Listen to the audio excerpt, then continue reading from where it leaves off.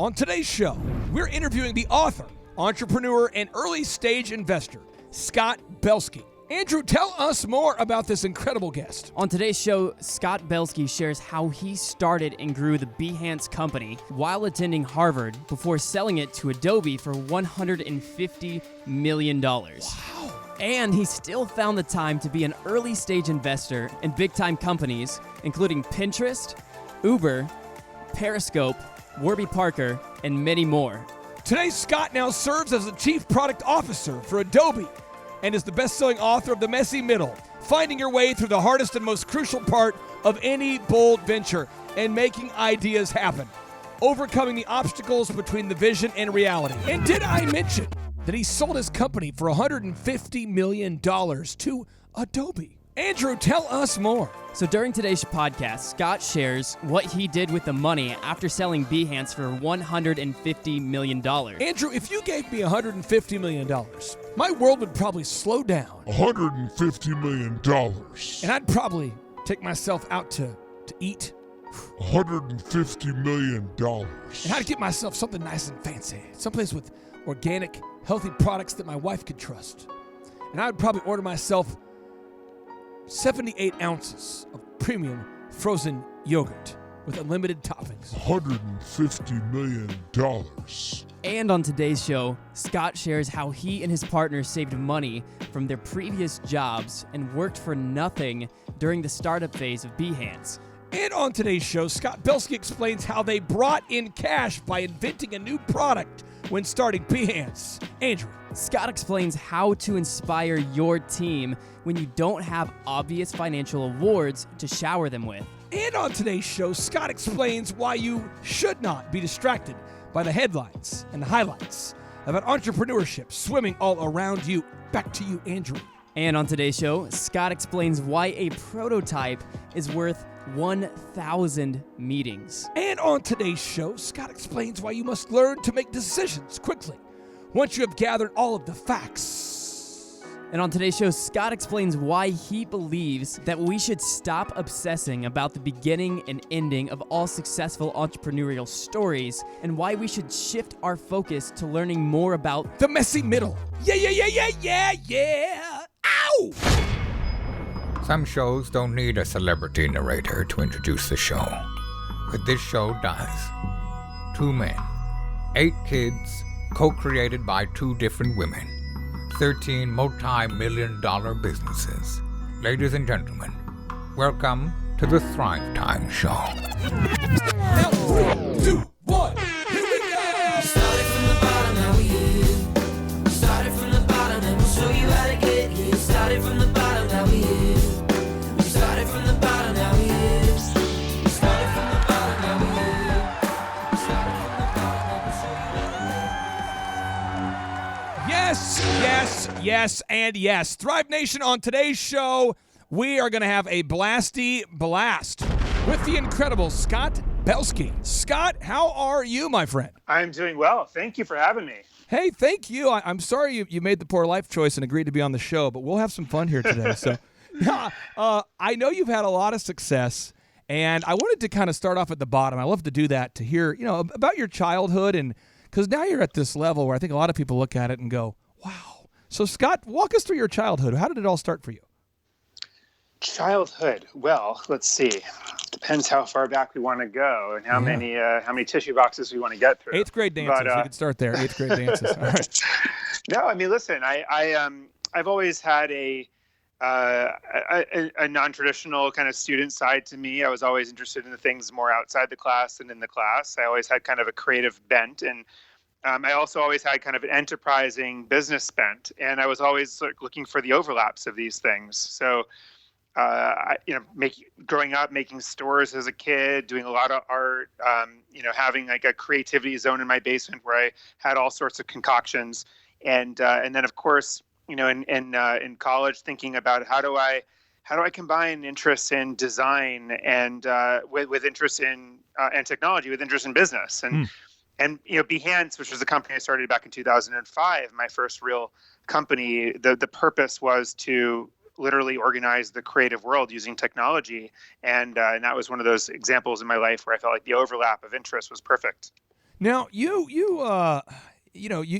went to some pretty prestigious schools. You went to Cornell, and you received your MBA from Harvard. What was your experience like attending Harvard Business School? Well, I was probably one of the worst students there because I was simultaneously starting my company that I started about the same month that I started at business school. And the whole time I was there, I was thinking, gosh, should I drop out or should I stick with it? In retrospect, I think the story of dropping out of Harvard is way better and more interesting than the story of finishing. But listen, I mean, I had a good experience there. I made some great friends that have been great advisors and collaborators to me ever since. So I can't regret it.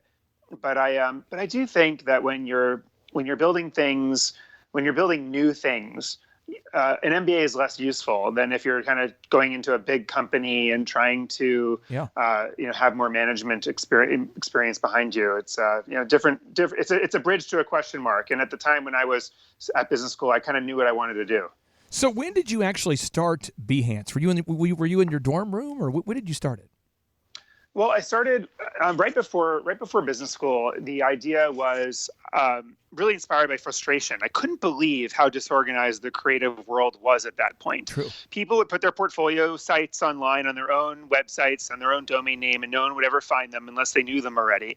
And I figured there should really be a LinkedIn for the creative world. There should be an interconnected portfolio platform where the stuff that's in people's portfolios also thrives and it is discovered outside of their portfolios, sort of circulates online because it's great creative work and also helps people find it without going through the person's name. If you talk to any creative professional in the world, they'll say that they're more defined by their work than their brand or even what company they happen to have worked for. And that was the insight for Behance.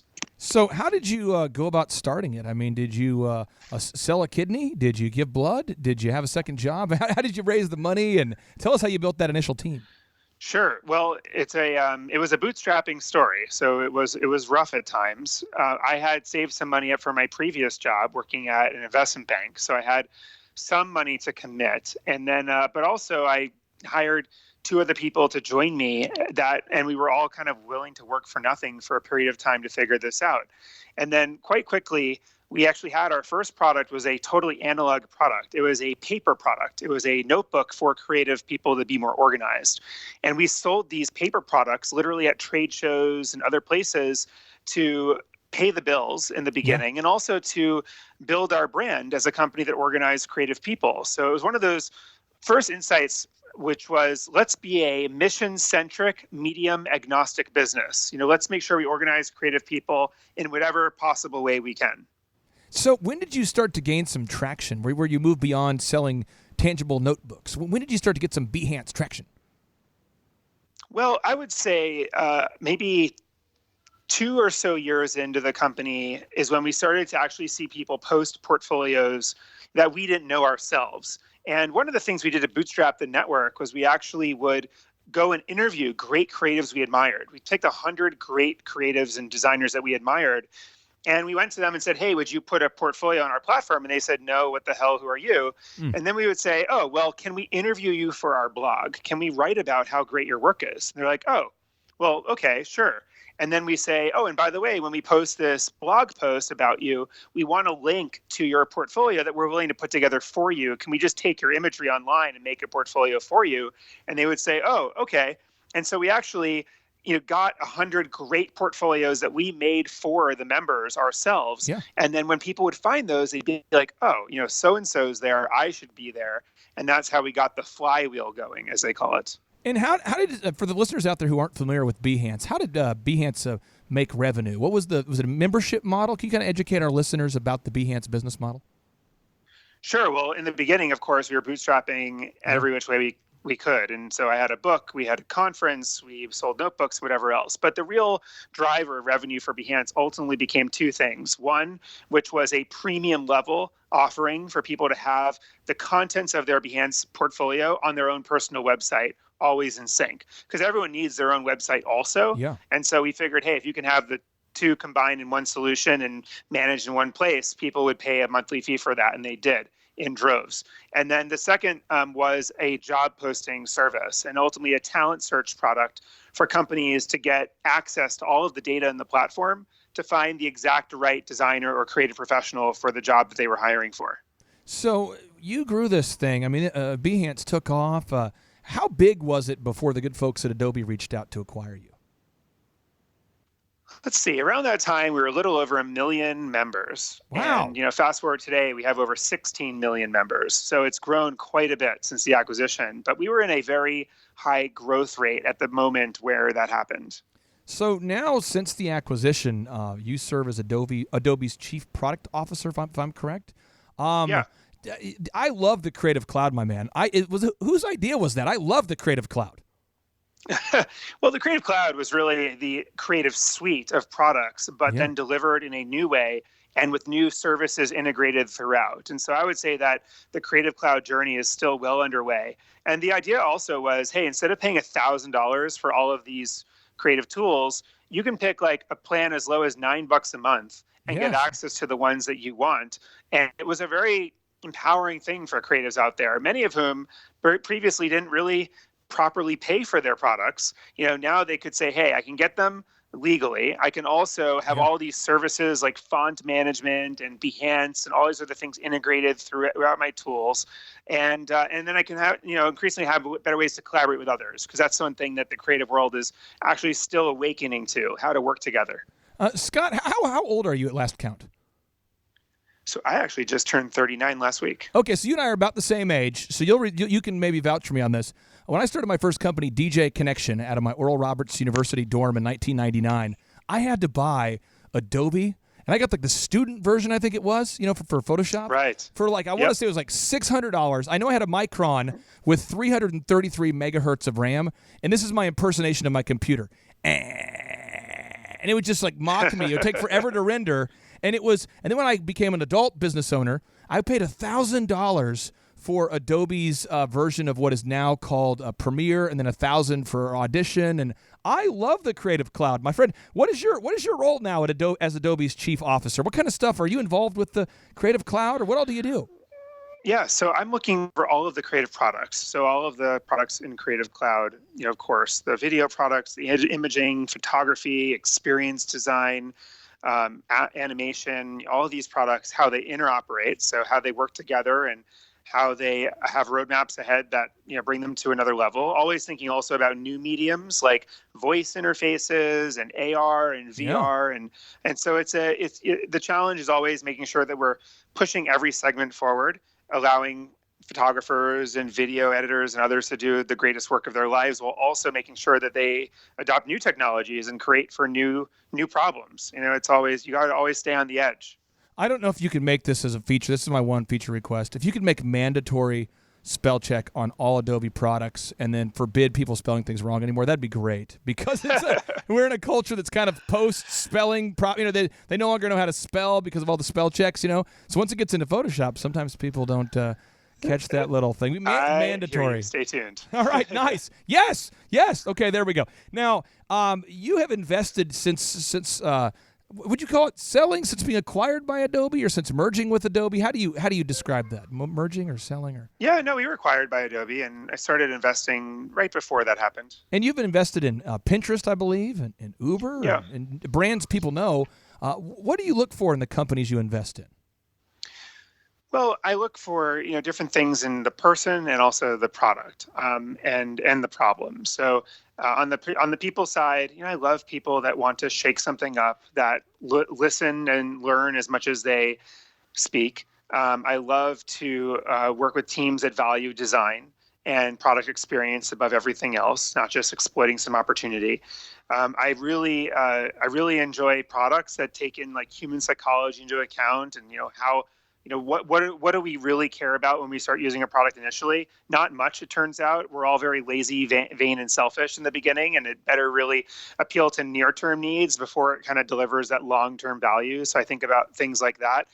I also look for teams that really have empathy with the people suffering the problem they're trying to solve, as opposed to just being passionate about a solution, but people really like get, the problem they're solving and have empathy, or I find for entrepreneurs that end up with an incredible product market fit, as they call it. For the listeners out there that maybe don't know the history of these things, with Uber, how big was Uber when you first invested in it? Was it a small little baby business, or was it a big business, or was it, what stage did you invest in with Uber? I got involved with Uber when it was still an idea, so before they had actually launched their first product. So hopefully that turned out well for you, my friend. We shall see. Right. Now, you have decided to write some books because apparently you have nothing going on other than making the coolest products in the world. So you wrote this one book here, Making Things Happen. What first inspired you to write this book, and what's that book all about? Well, making ideas happen, although in some countries it might be called things. Oh, Fair yeah, enough. there we go. Fair enough. Fair enough. Making Ideas Happen came out in 2010, and this is a book about why most creative individuals and teams get nothing done. They're always going from idea to idea to idea, but some creative people and teams defy the odds and are so productive and just churn it out and make ideas happen again and again and again. And so Making Ideas Happen is a book all about what it is that those people and teams do that we can learn from. And I like to buy books while we're interviewing you. I like our show observer to buy the books. We're going to buy a book right now. We're going to get it shipped right now. Making Ideas Happen. And I think after all the royalties, you probably make $2 right there. So there we go. $2 for you. Maybe 2 cents, but thanks. 2 cents. There, that's a mega point for you. Okay, so now your next book, I believe. Let me see if I get this title wrong as well. Yep. The Messy Middle. You got it. Talk to me about this book. The Messy Middle. The Messy Middle was inspired also by frustration, in this case, by everyone's obsession with the starts and finishes of everything. And why we don't talk about the middle volatility, the Preach. stuff that actually matters, it is wild to me. And so the Messy Middle is all about navigating volatility. How do you endure those lows? How do you optimize the heck out of everything that works? And how you work, how your team works, or what your product's doing and how your product's working.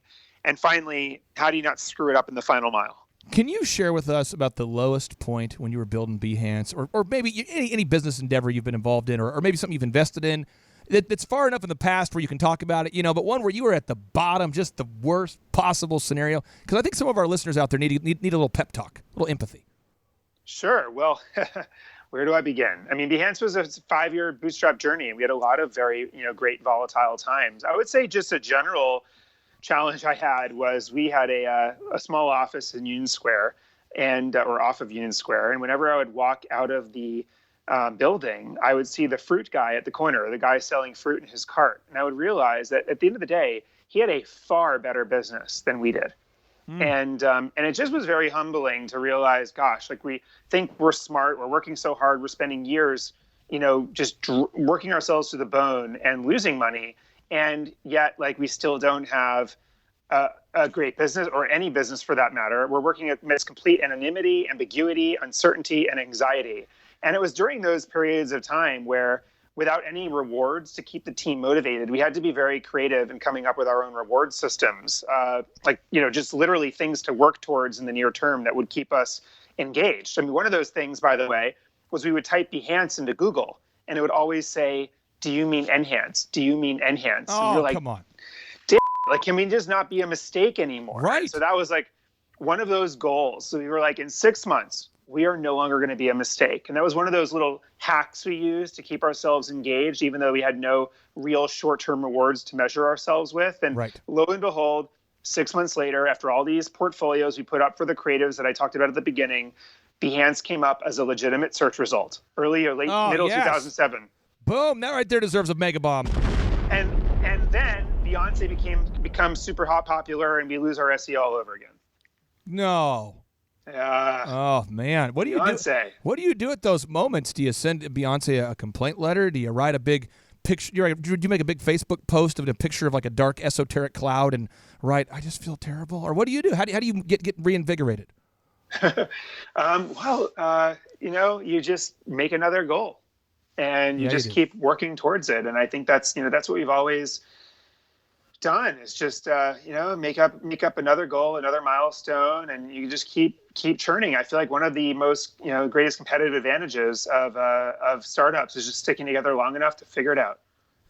Okay. The new book just came out, The $1 Trillion Coach, the book about the life and times of Bill Campbell, the coach of Steve Jobs and Eric Schmidt and all these legendary Silicon Valley icons. And a lot of that book is about dealing with the messy middle of managing, conflicting personalities that are all trying to win, and there's a little bit of pride, a little bit of greed. How did you keep the team engaged and not infighting? Well, I think you always have to keep people aligned. And there's two ways of forcing alignment. One is you just, you convince people of where we're going and why. You use design to show a prototype as opposed to discuss it. There's a lot of ways of getting alignment. The other way of getting alignment is to impose process on people. And I find that process is the easy solution, but it's also the one that screws you over the long term, because the more and more process you add, the more burdensome and bureaucratic the system becomes, and the less engaged people are. So some process is really important, and you have to have process. But at the same time, the work that you do to keep people aligned, to show rather than tell, is really important. Are you merchandising to your team these milestones, like we're going to be a legitimate search result in Google? Are you doing those things and merchandising and rallying the troops? And also, are you treating your team like an immune system? Are you really sensing when there's something off? And are you addressing it as opposed to assuming everything will get better on its own? You just said a knowledge bomb I just wanted to marinate on. You said you want to show a design, show like a mock-up rather than to discuss it. Why is that? Yeah, well, listen, a prototype is worth 1,000 meetings. We can sit around forever and talk about how something should work and why someone should see this and that and this and that, and why are they not engaged at this point? Why do we lose the customer here or there? But if you can actually show the design of what it could be and should be and what's wrong, if you can just show rather than tell, I actually find that meetings are a lot more productive. Oh, that is good right there. A prototype is worth 1,000 meetings. That's good. Now, with your schedule now, I know you're a busy guy, a lot of demands on your time. People like me reaching out to you. How do you organize the first 4 hours out of every day, and what time do you typically wake up?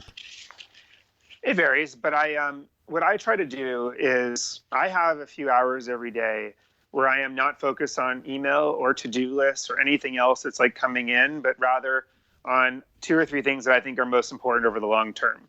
It's the only trick that I have found to be able to focus sufficient energy on longer term pursuits, slow baking type of things that otherwise you would never get to because you're always reacting to someone's email or living someone else's to-do list. I know you're a humble guy and you don't like to talk about it a lot, but when you had your business purchased for $150 million, did you go out and immediately buy some frozen yogurt, or did you get yourself a new haircut at Sports Clips, or what did you do with the money? I mean, did you right away just go out and splurge and get a bunch of ice cream? Oh man, well, I mean, I think the whole team, we had a few things we just kind of took care of quickly. Like some of us had student debt we had to pay off. Some of us had a parent that needed some help. Some of us, we all had some sort of situation like that. And then beyond that, my advice that I always got from mentors of mine was try not to change your life for a year. So I actually didn't do much different for a year. I just tried to kind of keep my head down, do work for the right reasons. And then, but it's interestingly enough, when you're no longer doing the work because you hope to have an exit someday, you have an opportunity to do the work just because you like doing the work. And it's actually a good test because some people at that point are like, oh, I'm out of here. Right. Because they never really liked the work they were doing. They were doing it for an end. In my case, and most of my team, we stuck together for years because we just liked building for creative people. I mean, we just thought that was interesting. And, and that's why I think a lot of us stuck with it for a long time. My final question I would have for you is this. There's a lot of people that I'm sure that have heard you speak at a conference or a podcast like this where you've given advice. You've probably had Q&A sessions at different things. And I'd just like to ask you, what is the number one advice that you give people that they almost never actually implement? Let's see. I mean, I think one of the pieces of advice that I try to give is to just make decisions more quickly. And the fact that the most frequent decision made is to not make a decision yet, I think is true. And we all get some sort of analysis paralysis, right? When it comes to digesting data. And I just find that whenever you make a decision, you're learning. Whereas if you're not making a decision, you're likely not learning. And if you are nimble enough and instrumented in the right way as a team, if you make a decision that's wrong, you can quickly revert and get it right.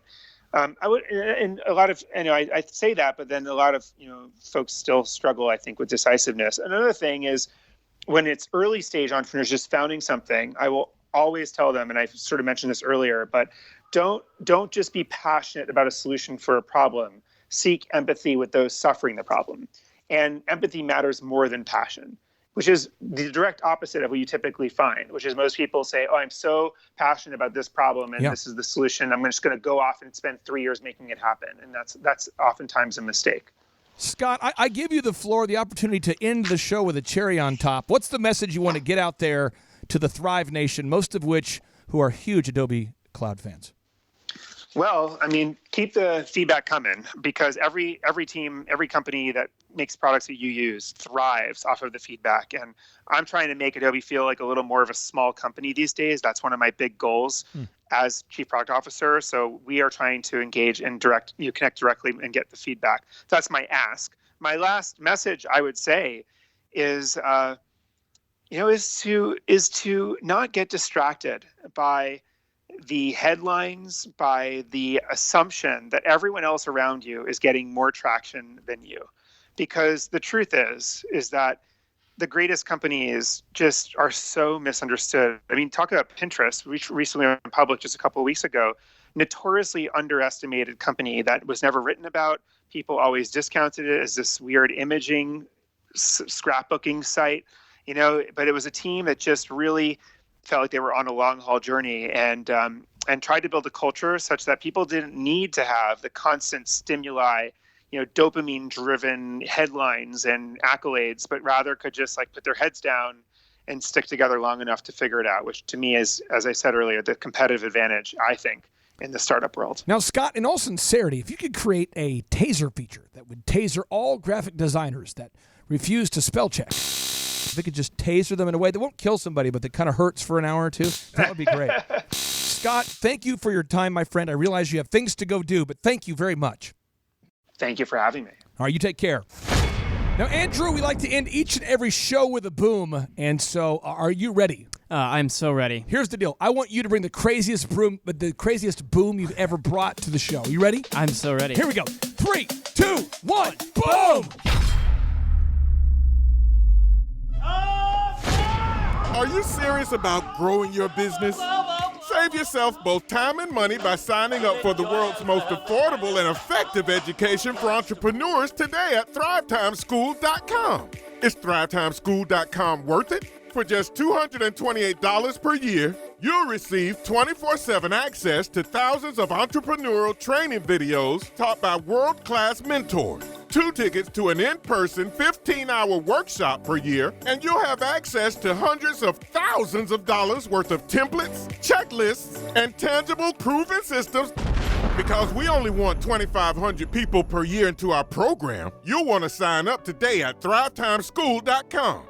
Again, that's ThriveTimeSchool.com.